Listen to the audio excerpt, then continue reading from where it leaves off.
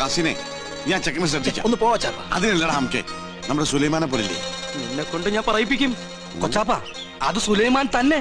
ഓനെന്താ കുട്ടിച്ചാത്തിന്റെ dress ഇട്ടിരിക്കണേ?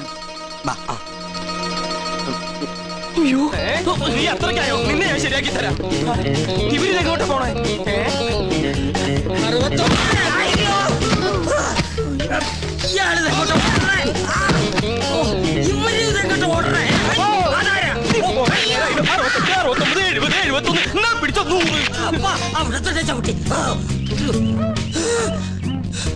നഷ്ടമുടക്കട്ടെ.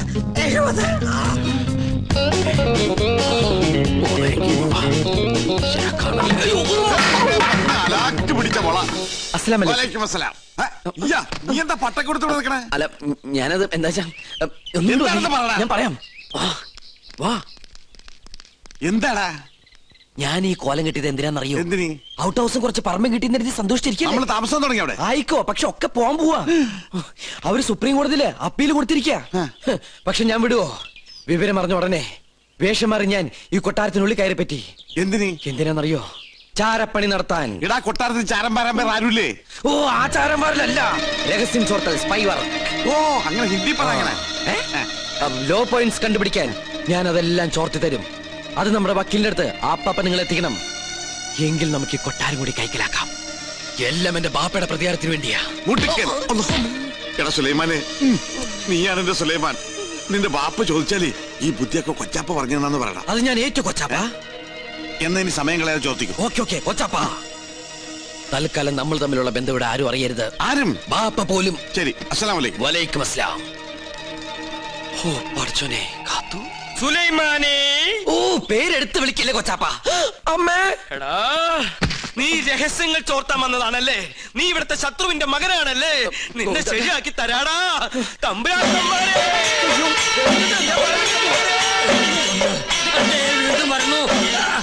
അവിടെ നിൽക്ക, നമ്മെ തടസ്സപ്പെടുത്തരുത്. 100 വയ്ക്കട്ടെ. തമ്പുരാക്കന്മാരെ, തമ്പുരാക്കന്മാരെ, ഞാനൊന്ന് പറഞ്ഞോട്ടെ. മുമ്പിൽ മാറി പറഞ്ഞോട്ടെ. ഈ കൊട്ടാരം കുട്ടിച്ചോറാക്കാൻ വന്ന അസുര വിത്തേ, ഈ നിന്റെ മുഖം മൂടി ഇന്ന് ഞാൻ വലിച്ചു തീർന്നു. തമ്പുരാക്കന്മാരെ, എന്നെ കൊരങ്ങ് കളിപ്പിക്കാ. ഞാൻ പറയുന്നത് കേക്ക്. നീ ഒന്നും പറയണ്ടടാ. അമ്പട കള്ള, ഇനി നിങ്ങളും രക്ഷപ്പെടാന്ന് കരുതണ്ട. എല്ലാ കള്ളത്തരങ്ങളും പൊളിയുന്നായപ്പോ ടപ്പേന്ന് പ്ലേറ്റ് മാറ്റി എന്നെ കൊടുക്കാൻ നോക്കും. പുതിയ നമ്പർ. ഇനിയൊരു നമ്പർ ഇറക്കണ്ട. എന്റെ കയ്യിൽ നിന്ന് വാങ്ങിച്ച 15,000 രൂപ തിരിച്ചു തന്നിട്ട് പിന്നെ താൻ എന്തുകൊണ്ടെങ്കിലും വിളിച്ചു പറഞ്ഞോ? ഏത് 15,000 രൂപ? 15,000 രൂപ ഇത്ര വേഗം മറന്നോ? കഴിഞ്ഞ മാസം 28-ാം തീയതി രാത്രി ഈ കൊട്ടാരത്തിന്റെ അടിത്തറ മാന്താനായിട്ട് എന്റെ ബാപ്പയുടെ കയ്യിൽ നിന്ന് 15,000 രൂപ മേടിച്ച് എന്നെ വേഷം കെട്ടിച്ച് ഇവിടുത്തെ പൂജ മുടക്കാനായിട്ട് കൊണ്ടുവന്നില്ലേ? എടാ സുലൈമാനെ, പരട്ടത്തെണ്ടി, ഗോവിന്ദൻ നായരുടെ ഒരു മുഖം മാത്രമേ നീ കണ്ടിട്ടുള്ളൂ. ഇരുചെവിയറിയാതെ നിന്റെ തലവെട്ടി ഈ കൊട്ടാരത്തിന്റെ ഗേറ്റിൽ ഞാൻ കെട്ടിത്തൂക്കും. എടോ വൃത്തികെട്ട നായരെ, ഈ കൊട്ടാരം കുളം തോണ്ടാൻ വേണ്ടി എന്നെ വേഷം കെട്ടിച്ച് താനാണ് ഇവിടെ കൊണ്ടുവന്നെന്ന് ഇവിടുത്തെ തമ്പുരാക്കന്മാരെ അറിയുമ്പോ ആരുടെ തലയാണ് കെട്ടിത്തൂക്കാൻ പോകുന്നത് നമുക്ക് അപ്പ കാണാം. തമ്പുരാക്കന്മാരെ, എന്താ പറഞ്ഞത്? എനിക്ക് ഒതുക്കി തീർക്കട്ടെ. തമ്പുരാക്കന്മാരെ,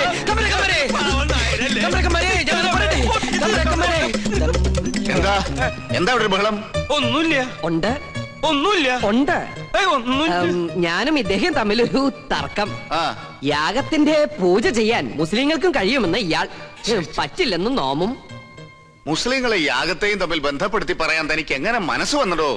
ഒരു ദുർബല നിമിഷത്തിൽ ഞാൻ അങ്ങനെ പറഞ്ഞു പോയെന്നേ ഉള്ളൂ. അതാണോ? ഒന്നും പറയണ്ട, ഇറങ്ങി പോടോ. 15,000 പ്രാവശ്യം പറയണമെന്നുണ്ടോ? പോയിക്കോളൂ. എന്നാ ഞാനങ്ങട്. അമ്മേ ഗുരുവായൂരപ്പ.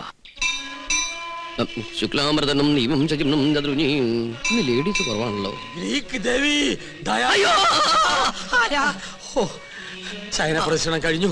പാരിശുനമ്പൂതിരി തല കറങ്ങി 3 ലോകവും കണ്ടു. കിരീടവും ചൊക്കോലും തെളിഞ്ഞില്ല. കാണിക്കില്ല. കഠിന നിഷ്ഠകൾ വേണ്ടി വന്നേക്കും. നാം എന്തിനും തയ്യാറാണോ? ശ്രീമുരുകനെ മനസ്സിൽ വിചാരിച്ച് ശൂലം കയറ്റിക്കോളൂ. എവിടെ? കവിളിൽ. എന്നിട്ട് യാഗശാലയ്ക്ക് ചുറ്റും പ്രദക്ഷിണം വെച്ചോളൂ. അമ്മേ ഇഷ്ടസിദ്ധിയാണ്.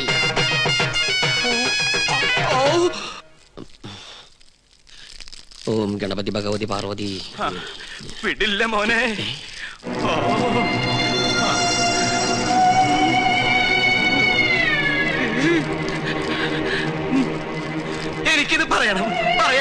വയ്യ. എന്ത് പറ്റിയിടോ? ഒന്നുമില്ല, എനിക്കിതൊക്കെ കാണുമ്പോ ചൊറിഞ്ഞു വരുന്നുണ്ട്.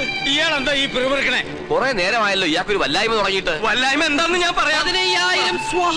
15,000 നിന്റെ നശിക്കട്ടെ, എല്ലാം നശിക്കട്ടെ. എന്താ ഈ കാട്ടണേ?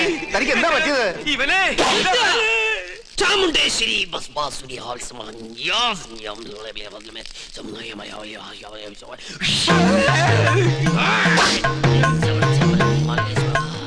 പ്രേതഭൂത പിശാശുക്കൾ പൂജ മുടക്കാൻ ഇദ്ദേഹത്തിൽ പ്രവേശിച്ചിട്ടുണ്ടോ എന്നൊരു സംശയം. എന്തായാലും ഞാനൊന്ന് ആവാഹിച്ചു നോക്കാം. ഇങ്ങനെ മാറി നിൽക്കാം. സുലൈമാനെ. സുലൈമാന് അതൊരു മുസ്ലിം പേരല്ലേ? ഇത് ജിന്നാണ്, മുസ്ലിം പ്രേതം. മുസ്ലിങ്ങളുമായിട്ടുള്ള ശത്രുതയിൽ അവരേറ്റിരിക്കുന്ന ജിന്നാണിത്. ഞാനൊരു സത്യം തുറന്നു പറയാൻ പോവാണ്. ഇത് ജിന്നുമല്ല, ഒന്നുമല്ല. നിർത്തുക. ഇറങ്ങി പോവാ. ഞാനിത് എവിടെയെങ്കിലും പറയുന്നു ഈശ്വരാ. പാപം, എന്ത് നല്ല മനുഷ്യനായിരുന്നു. എനിക്കൊരു തെറ്റ് പറ്റി. ഉണ്ണികൃഷ്ണൻ നമ്പൂരിയാണെന്ന് പറഞ്ഞ് ഞാൻ ഇവിടെ കൊണ്ടുവന്നവൻ ഉണ്ണികൃഷ്ണൻ നമ്പൂരി അല്ല, അവൻ സുലൈമാനാ, സുലൈമാൻ.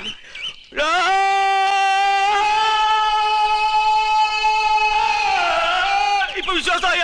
ഈ സത്യം ഞാൻ പറയാതിരുന്നാൽ ഞാൻ മുഴുവട്ടനായി പോവും. ഇത് ആരോടെങ്കിലും പറഞ്ഞാൽ എന്റെ തലയും പോവും. പഠിച്ചോനെ, ഇയാള് കുഴപ്പിക്കോ? പ്രകൃതി, മനോഹരി, നീലാംബരി, അവൻ ഉണ്ണികൃഷ്ണൻ അല്ല. ഞാൻ ജിന്നുമല്ല, അവൻ കുട്ടനല്ല, അവൻ അന്തോണിയല്ല. പിന്നെയോ സുലൈമാനാ, സുലൈമാൻ. വിശ്വാസം അല്ലെങ്കിൽ ഒന്നുകൂടി കേട്ടോ. കണ്ടോ, നിനക്ക് ഇഷ്ടം വിശ്വസിച്ചില്ലെങ്കിൽ എനിക്ക് പുല്ല. ഇപ്പൊ പിടിച്ചാ നടത്തിക്കൊണ്ട് പോകാം. കുറച്ചു കഴിഞ്ഞാൽ ചങ്ങലക്കിടേണ്ടി വരും. വട്ടായി തുടങ്ങി. പെട്ടെന്ന് ബാധ ഒഴിപ്പിച്ച തിരുമംഗലത്തെ വിളിക്ക.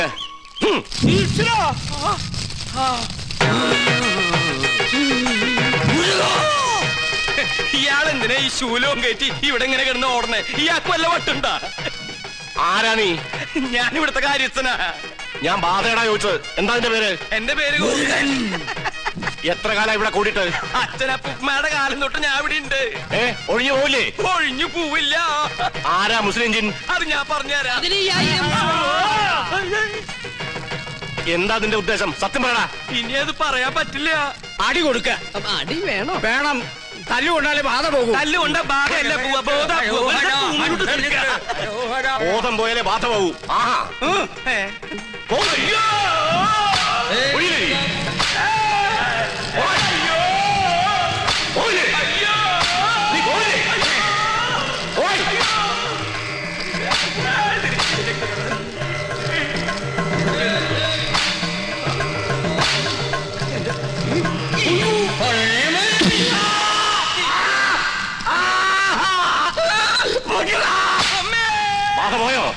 ആദ്യം പോയി, എല്ലാം പോയി.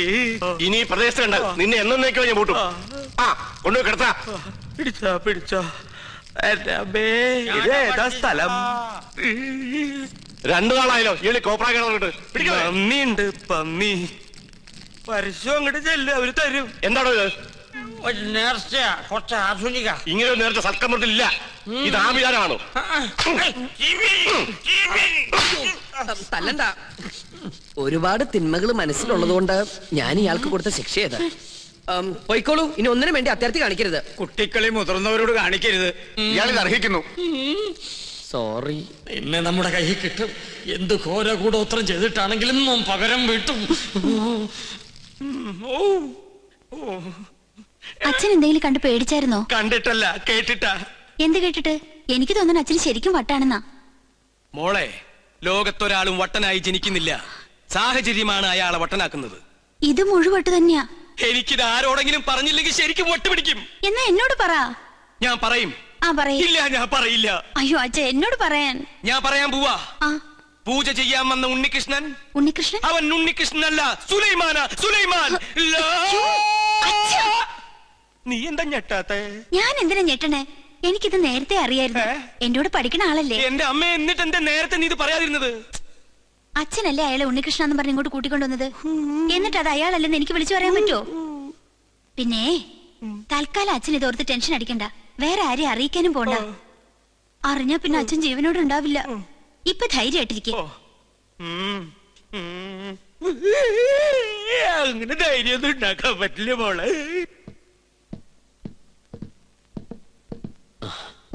ഞാൻ കാരണം വിഷമയല്ലേ? അച്ഛൻ അറിയുമെന്ന് വിചാരിച്ചതല്ല. ഇത്തിരി നേരത്തായി പോയോ എന്നൊരു സംശയം. എന്നായാലും എല്ലാം അറിഞ്ഞല്ലേ പറ്റൂ. പൂജ കഴിഞ്ഞിട്ട് അറിഞ്ഞാൽ മതിയായിരുന്നു. എപ്പോഴായാലും എന്തും നേരിടാനുള്ള മനക്കരുത്ത് ഞാൻ കരുതിയിട്ടുണ്ട്. ഇതിനും വട്ടായോ? എന്തിനാ ഇപ്പൊ ഇങ്ങോട്ട് എഴുന്നള്ളേ? എന്നെ കൊന്നേ അടങ്ങൂല്ലേ? ചേട്ടാ, ഞാൻ നിനക്കൊക്കെ ഇപ്പൊ എല്ലാം കുട്ടിക്കളിയാ, പക്ഷെ തീക്കളിയാണെന്ന് ഓർത്തോ. അറിയാം. ഞാനിവിടെ തങ്ങിയത് ഈ കൊട്ടാരത്തിന്റെ അടുത്തിളക്കാനൊന്നുമില്ല.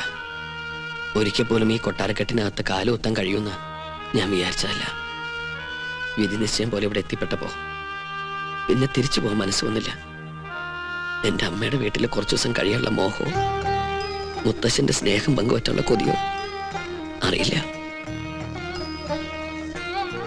ചേട്ടനെ ഞാൻ ഒരുപാട് വിഷമിപ്പിച്ചു. എന്നോട് ക്ഷമിക്കണം. ഞാൻ പോവാ, കൂടുതൽ കഷ്ടപ്പെടുത്താണ്ട്. നിക്ക്. നീ ഇപ്പൊ ഇവിടെ നിന്ന് മുങ്ങിയ നിന്നെ ഇവിടെ എല്ലാവരും തിരക്കും. അതോടെ സത്യം എല്ലാവരും അറിയും.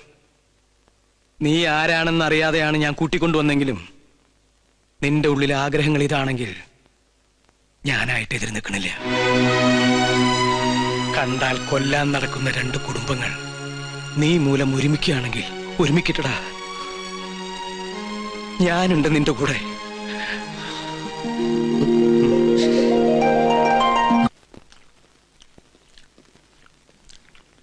കാസിനെ, രഹസ്യങ്ങൾ ചോർത്താൻ വേണ്ടി നമ്മുടെ സുലൈമാൻ എന്തൊക്കെ ത്യാഗം ചെയ്യുന്നത്. ഇവിടുത്തെ പോലെ കോഴി ബിരിയാണിയും ചിക്കൻ ഫ്രൈ അവിടെ കിട്ടുമോ? ശരിയാ, ആ വർമ്മന്മാരുടെ ഇടയിൽ കിടന്ന് പുല്ലും വൈക്കോലും തിന്ന്